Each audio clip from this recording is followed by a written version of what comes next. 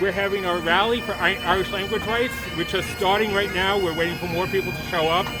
And this is the British Consulate right here, as well as the Irish mission to the United Nations and a few other diplomatic missions.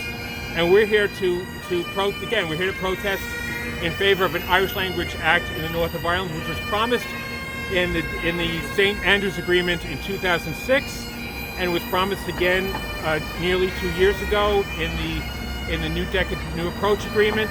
And last summer, Boris Johnson's government promised that if the Stormont government didn't pass the act in September, Westminster would pass it in October.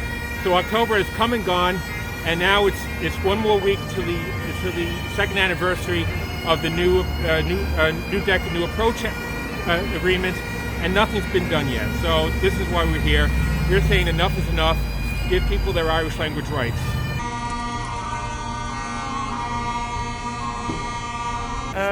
Brendan Fay, and I'm here outside the British Consulate calling for the passage of laws so that we can speak our own language. It's calling for respect for the Irish language.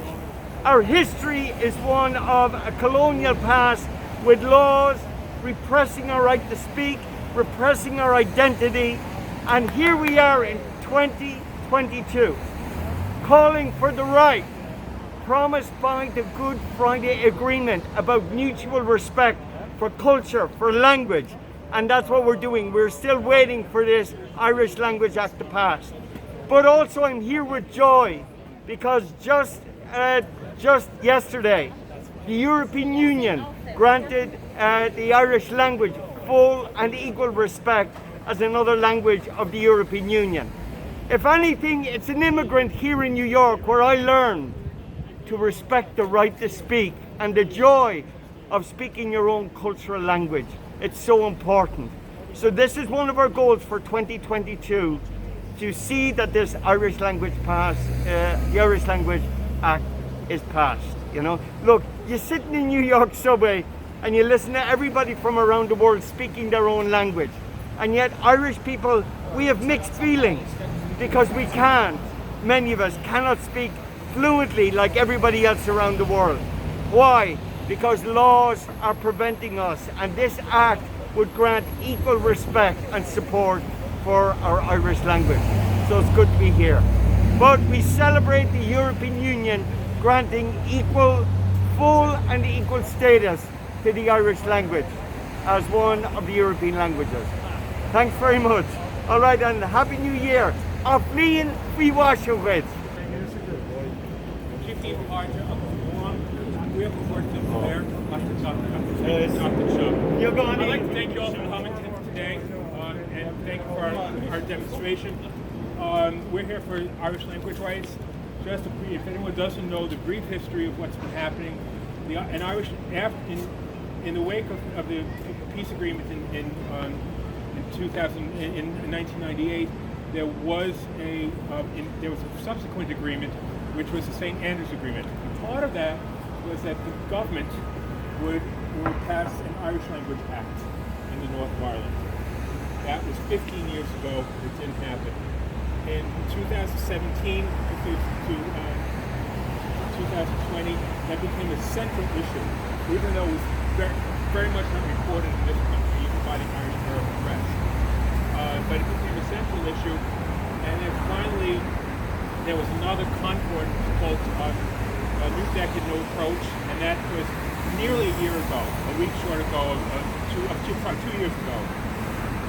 Again, that came and went, and COVID, I guess we can say COVID was part of the reason for that. Of course, anything to kick the can down the road is useful to them.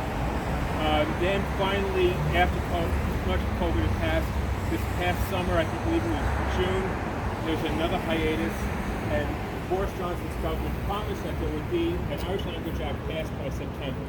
That came, and that, but no, if it wasn't passed by this former government, it would Britain or Westminster would pass the act in October. October, of course, came and went, and nothing's been done. And this can has been kicked up the road for over 15 years now. And so, part of the reason is because it doesn't gain international attention.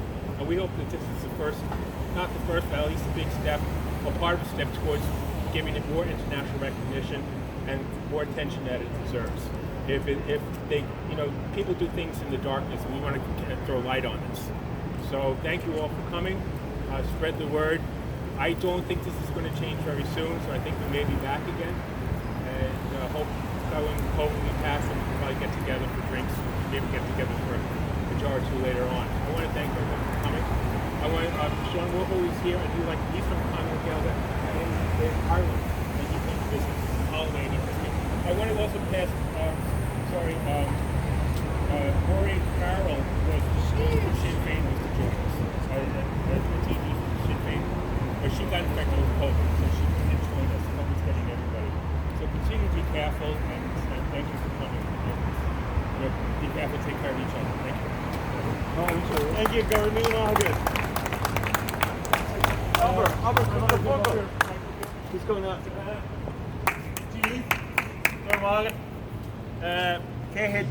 This is Sean Murphy with the Country Gilligan. Said, what's the point in going on holidays if you can't join a protest? So very important. Fáilte Rove, Jas Gachtan Echoil, and had a chat with a few people. It's great to see us. Look, I don't want to repeat as much as what Dahi said. Dahi's more or less said it. Irish language is a very stumbling block. Somehow or another they see it as it'll somehow take away from people's identities, when really it's about sharing identities and everybody being comfortable with themselves. And it's very much to be an Irish, and to be able to speak their language. When you think about the things that are still there, the last remaining penal law is still in existence, whereby you can't speak Irish in an English court, in the court of North. So that's it. We often heard about the penal laws, but I'm just going to say, look, I know we're still got a bit to go yet, but let's look at even in Europe the other day, where Irish is finally becoming an official language of the EU, and that came about because of people power and people coming out on the streets and doing that.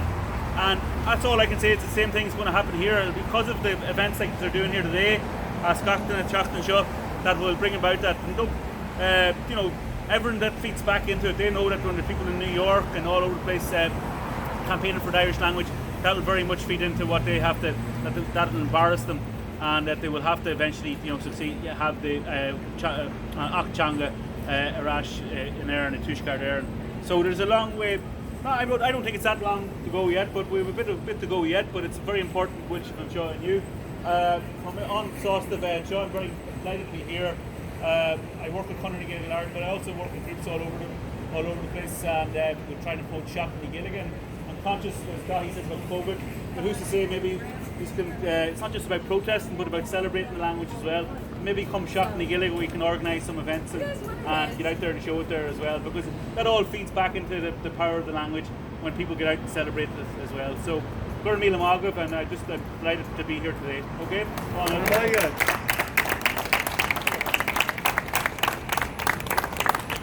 On Bobacha. Little weakness from Petery.